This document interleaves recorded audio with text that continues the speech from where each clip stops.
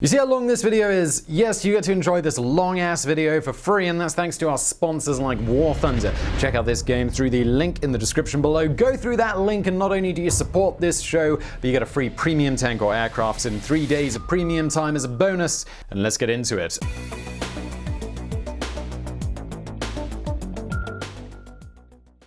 So imagine for a moment that you can travel backwards through time and give your 16-year-old self the powers of a god. Imagine placing the lives and fates of millions into your trembling teenage hands. Would the result be a happier world, a utopia, or would it be a catastrophe for everyone involved, including your younger self? In October 54 AD, the Roman Empire made this little thought experiment a terrifying reality. They elevated an emotionally unstable 16-year-old boy to the position of emperor. That boy's name? Well, it was Nero. The last of the Julio-Claudian emperors, Nero transformed the greatest empire the world has ever seen into a playground for his darkest desires. He had his own mother murdered, ordered Christians burned alive for entertainment, and indulged in perversions so shocking that make the Marquis de Sade blush. Yet he died beloved by Rome's commoners and convinced that he was the greatest artist who had ever lived. Join us today as we investigate the life of the most infamous Roman of all.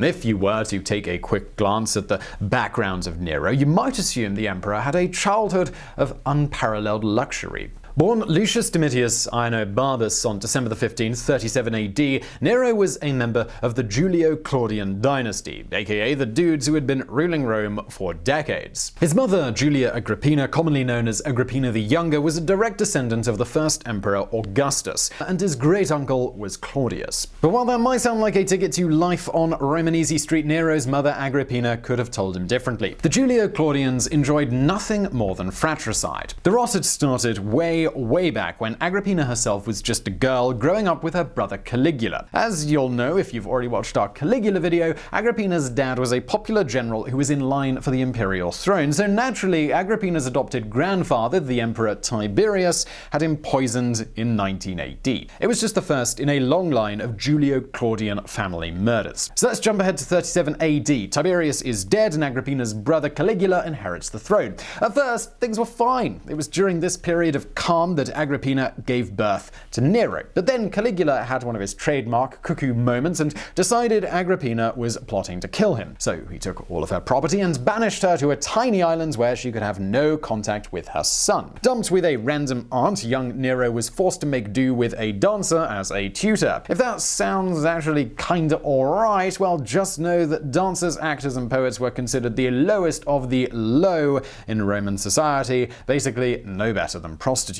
It seems likely Nero's aunt felt there was no point wasting good money on a boy who might not live long anyway. Knowing Caligula's paranoia, it'd be a miracle if Nero reached his 5th birthday. But thank Jupiter, that miracle happens. On the 24th of January 41 AD, the elite Praetorian Guard assassinated Caligula, stabbing him to death outside the Palatine Games. They then marched straight to Claudius and declared him the new emperor. So there was this blink and you'll miss it moment at the start of this video where we mentioned that Claudius was Nero's great uncle. Well, that meant Agrippina was Claudius's niece. And unlike Tiberius or Caligula, Emperor Claudius was all about not killing his relatives. No sooner had Claudius taken the throne than he recalled Agrippina from her exile. At last, reunited with her son Nero, Agrippina swore she would never again be left at the mercy of her cruel and capricious relatives. That meant getting her wealth back. That meant building her own power base. But how was a penniless widow meant to do that in a patriarchal society like Rome? Well, you just leave that to Agrippina. First, Agrippina pressured her uncle to find her a husband, so Claudius forced a consul to marry her. Next, Agrippina poisoned that consul and inherited his wealth. Then came 48 AD and Claudius's execution of his wife. Barely was her body cold than Agrippina was seducing the emperor's advisor and giving him an excellent plan. Why didn't Claudius just marry Agrippina? The proposal was dressed up as a way of uniting the two Julio-Claudian branches and ending fratricides once and for all. all. But really, it was just an excuse for Agrippina to get closer to power while Claudius got to live out his creepy incest fantasies. On January 1st, 49 AD, Agrippina became empress. 1 year later, Claudius adopted her son Nero. In 10 short years, Agrippina had taken herself and Nero from pariahs to the heart of imperial Rome. They had money and they had power. But never forget that Agrippina was from a family that prided itself on killing its useless members. And, well, what use did Empress Agrippina have now for her uncle Claudius?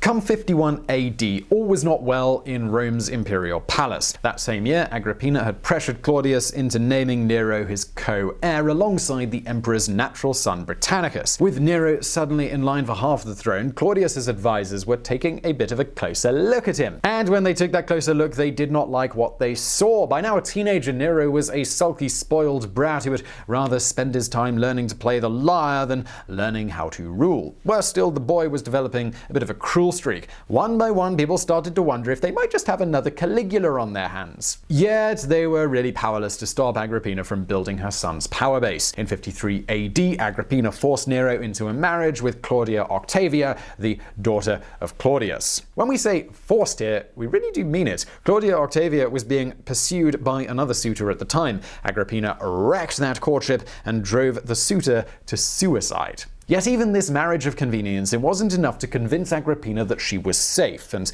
that another Caligula wouldn't just come along and drive her into poverty again. The only way to do that was to make herself answerable to no one. On the 13th of October, 54 AD, Emperor Claudius, he suddenly died. Ancient sources speculate that Agrippina bribed the emperor's taster and slipped him poisoned mushrooms. Whether that's true or not, the results were absolutely the same. Control of the empire went to Claudius's heirs, Nero and Britannicus. Or rather, that's what should have happened. At the moment Claudius died, only Nero was old enough to be considered an adult. Britannicus was still a child and legally incapable of ruling. So when Agrippina presented Nero alone to the Praetorian Guard and asked them to salute their new emperor, there was nothing Britannicus could do. Aged only 60, Nero was elevated to be the sole ruler of the world's most powerful empire. And let's just pause here for a second to imagine just how Agrippina must have felt that day. Against all the odds, she had overcome a childhood of tragedy and an adulthood of exile to install herself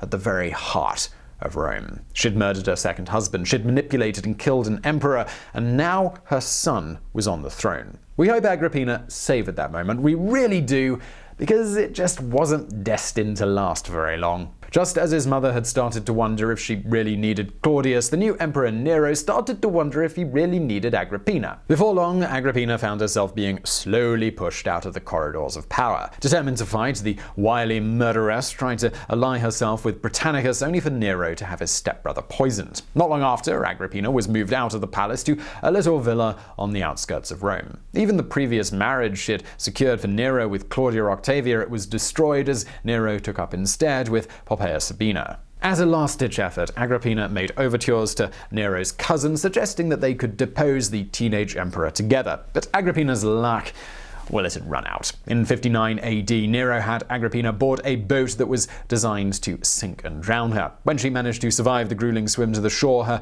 son simply ordered her stabbed to death. It is said that as she realized what was about to happen, Agrippina pointed at her womb and screamed, "Stab me there where the monster had been nurtured." Julia Agrippina died on March 23rd, 59 AD. After the news leaked out, Nero, in a bit of a half-assed effort, tried to tell everyone that it had been a suicide. But no one in Rome was under any illusions. They knew what had gone down. The young emperor, he had broken the greatest taboo, killing his own mother. Claudius's advisors had been wrong. Nero wasn't the next Caligula.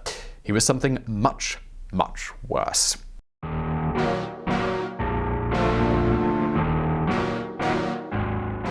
Now you probably have a bit of a mental checklist prepared for the rest of this video. Fiddling as Rome burns, check. Persecuting the Christians, also check. Well, don't worry, we're going to get to those dubious highlights, but before we tell you about Nero, the crazy emperor, we've got to tell you about Nero, the insanely popular emperor. That's right, he was really, really popular. For all his name may now be synonymous with decadence, Nero started his reign actually being quite a cool dude. Prior to Agrippina's death, Nero had banned secret trials, cracked down on corruption, and handed powers back to the Senate. He also slashed taxes, banned capital punishment, granted more rights to slaves, banned animal blood sports, and tried to phase out gladiatorial combat and replace it with Greek wrestling. So popular were these measures that the great Emperor Trajan would later declare Nero's first 5 years as the greatest reign in Roman history. And it's here that we finally reach one of the contradictions surrounding Nero. Despite all the mad stuff he did, he was beloved by his subjects. Nero had a common touch that other Roman elites lacked. After his death, a whole generation of ambitious provincials would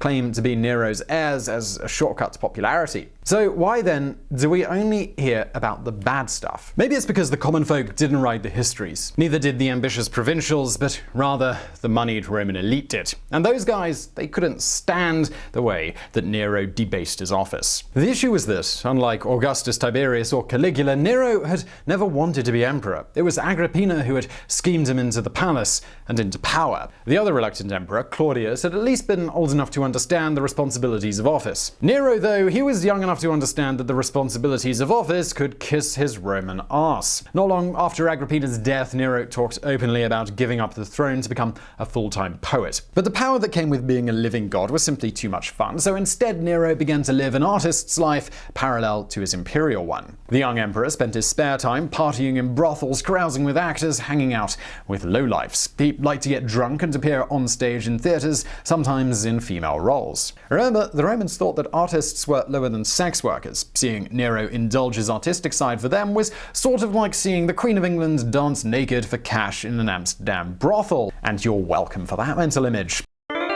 Although what happens next, a better monarchical comparison might be Henry VIII. In 62 AD, Nero's mistress, Poppaea Sabina, became pregnant. Since Nero was still married to the popular Claudia Octavia, this caused a bit of a scandal. So Nero divorced Claudia and banished her into exile, an underhand move that was about to get even more underhanded. When the people of Rome protested her banishment, Nero had his ex-wife murdered. It was the second time he'd killed a close relative, and just as with Agrippina, Nero vaguely made out that it had been a suicide. In reality, it was yet another bloodstain on the artist emperor's hands, and it would certainly not be the last. But before we get into all of those bloodstains, you should absolutely check out War Thunder. That's a smooth transition. War Thunder is a realistic, free-to-play military vehicle combat game. War Thunder is available on PC, PS4, and Xbox One. But you only need one of those consoles in order to play. No need to purchase either. Just download and get going. In this game, there are over 1,200 historically accurate vehicles from the 1920s all the way to the 1990s. They're all carefully built and incredibly detailed, and the physics has really been worked on to make it all rather good. And the sound's also pretty amazing. Guerra.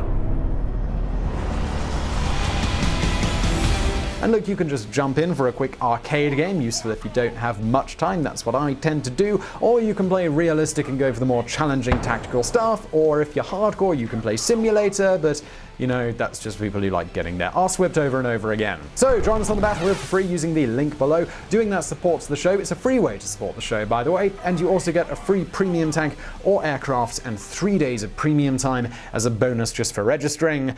And let's get back to Nero.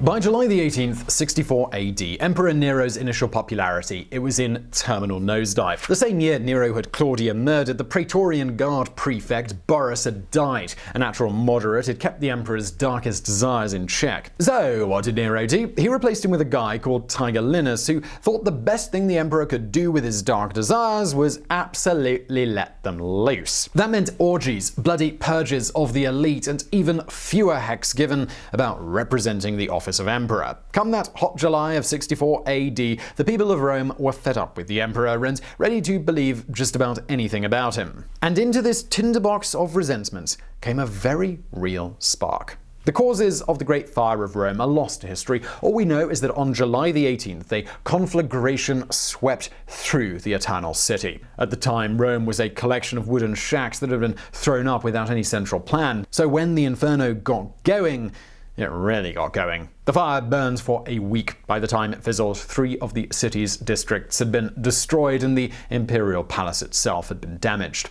And what was Emperor Nero doing while all of this destruction took place? Well, no, what you're thinking is absolutely wrong. I mean, the one thing that everyone knows about Nero is that he fiddled as Rome burns, but it turns out that that is actually total bunk. Nero wasn't even in the city at this time. Far from regarding the fire as a source of amusement, Tacitus tells us that Nero raced back to Rome and spearheaded the relief efforts. He even let hundreds of those left homeless by the disaster stay in his imperial palace. This kind of raises the question, well, why do we think that Nero fiddled while Rome burns? Well, there's 2 reasons. One involves a building and the other involves a Jewish cult. So let's tackle the building one first. Once the fire was over, Nero pledged to rebuild Rome grander than before. In most respects, he succeeded, constructing a new city with streets wide enough to hinder future fires. However, he also decided to build a massive palace atop the rubble, a palace that included a 120-foot-tall statue of himself. For a Roman public that was already leaning a bit anti-Nero, this was just too much. Rumors started to swell that Nero had set the fire himself specifically so that he could build this stupid palace. Panicked, Nero decided that he needed to find someone to blame rather fast. His chosen scapegoats were, surprise surprise, a Jewish sect known as the Christians. In 64 AD, Rome's Christians were a small cult comprising of non-citizens, refugees, and Greek-speaking outsiders. Like foreigners, refugees and immigrants sadly discover all too frequently, that made them perfect targets. On Nero's orders, prominent Christians were tortured until they confessed to starting the fire. Nero then set about having them all rounded up and gruesomely executed. Unlike the tale of Nero fiddling, all the stories you've heard about his torture of the Christians are absolutely true. Christians really were torn apart by wild animals. Nero really did have them burned alive to illuminate his garden parties. Perhaps it's no wonder early Christians came to seriously hate Nero. There's a theory that the Antichrist in the Book of Revelation was meant to symbolize this emperor. But it wasn't just the Christians who disliked Nero's persecution. The extreme tortures inflicted were disturbing by even Roman standards. In the Senate and the Praetorian Guard, people began to whisper to one another that things were getting out of hand. They were beginning to whisper that it was time to get rid of their arsonist emperor. But they hadn't counted on just how hard to kill Nero would turn out to be.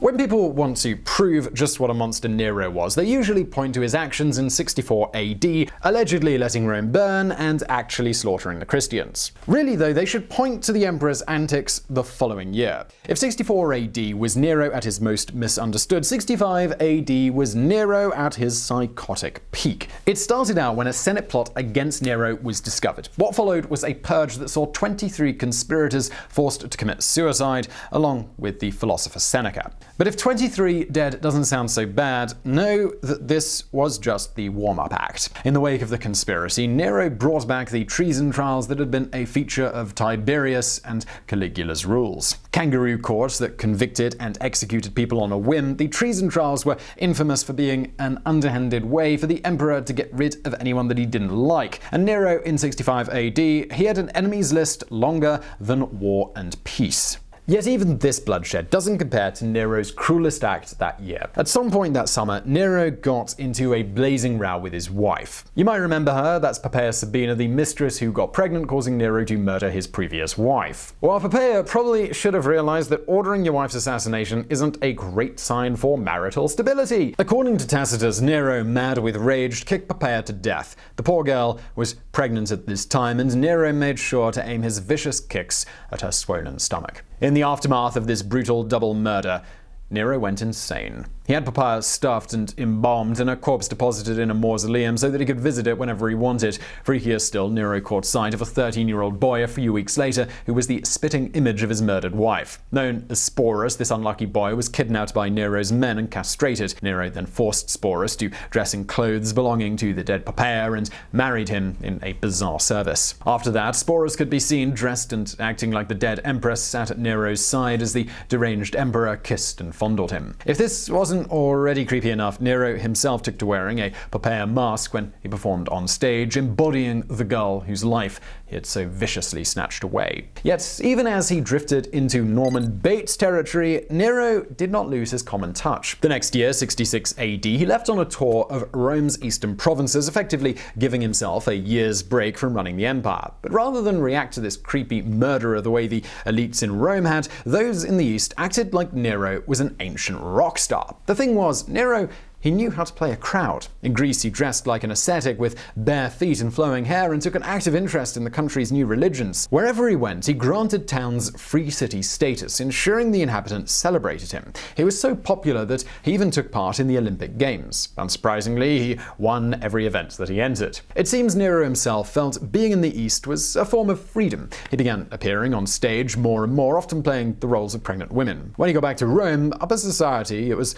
more scandalized than ever. But Nero was wrong if he thought that he could just keep violating norms and doing whatever the hell he felt like. The emperor, he didn't know it yet, but his days on this earth, well, they were already numbered.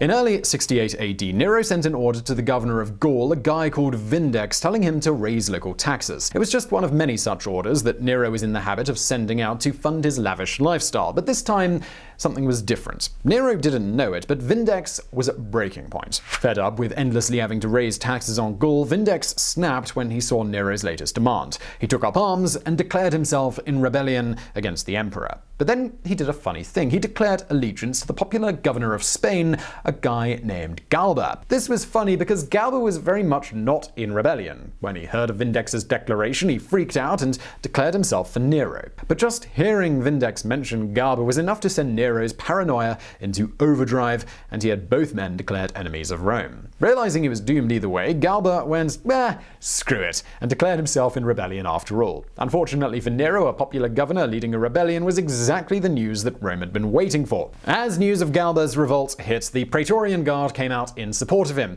as did the Senate, as did a huge swath of the army, as did, well, everybody. On the night of June the 9th, 68 AD, Nero woke up to find his palace empty. He sensed the end was near. Everyone had deserted the emperor. As Nero ran through the empty, cavernous rooms, he screamed first for help, and then for someone to kill him. When no voices came in reply, Nero is said to have wailed, "Have I neither friend nor foe?" But the emperor, he was wrong. He had plenty of foes. Across the city, the Senate had called an emergency meeting. Seeing which way the wind was blowing, they declared Nero an enemy of Rome and dispatched soldiers to finish him off. But Nero was no longer in his palace. Accompanied by a handful of slaves and one freedman, Nero had fled to a darkened villa 4 miles outside of the Eternal City. He had been able to make it to the east of the empire, where it was still popular, where he might have stood a chance. But that chance, it slipped through his fingers, and now there was only one way that this could end. As the soldiers closed in on his hiding place, Nero is said to have started muttering to himself, "What an artist dies in me." He demanded his slaves kill him, but to no avail. Finally, with the soldiers right outside and dawn finally breaking, Nero snatched a dagger from someone and plunged it deep into his own throat. The soldiers stormed in to find the emperor knelt on the floor, his tunic soaked with blood. With what we imagine must have been an unhinged grin on his face, Nero supposedly delivered one last immortal line to the men sent to kill him: "Too late."